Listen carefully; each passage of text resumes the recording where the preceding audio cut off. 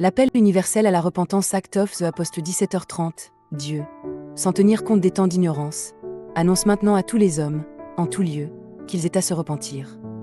I se repentir, metanoe, prvi.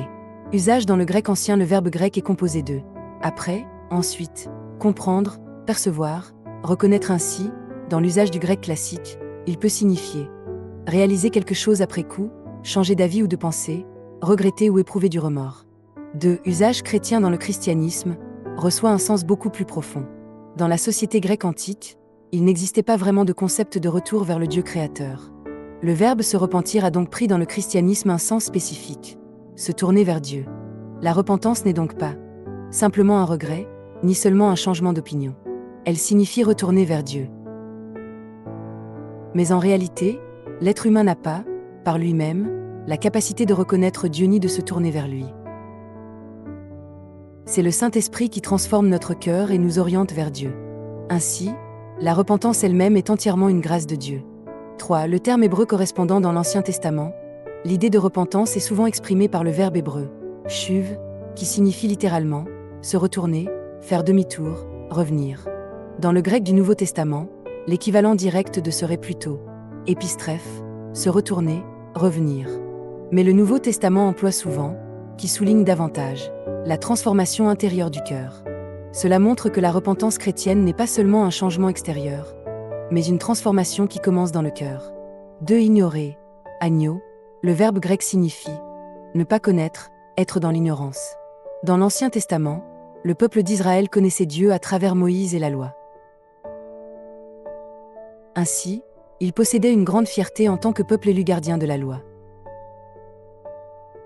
Selon leur compréhension, les païens, qui n'avaient pas la loi, ne connaissaient pas Dieu, et ils seraient donc objets du jugement divin. Au contraire, Israël, possédant la loi, considérait Dieu comme le Dieu de leur salut. Mais ce salut était conditionnel. Si la loi était observée, bénédiction; si la loi était transgressée, malédiction.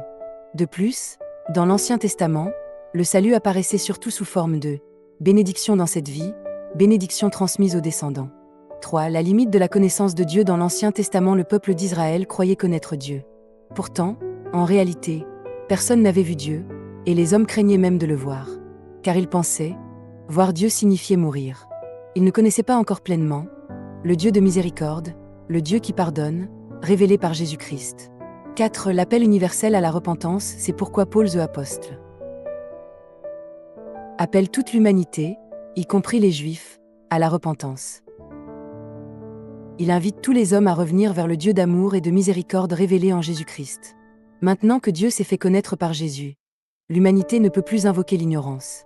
Dieu ne passe plus simplement par-dessus le fait de ne pas venir à lui. Il demande désormais une réponse et une responsabilité. V. Le changement entre l'Ancien et le Nouveau Testament. Nous pouvons comprendre cela ainsi.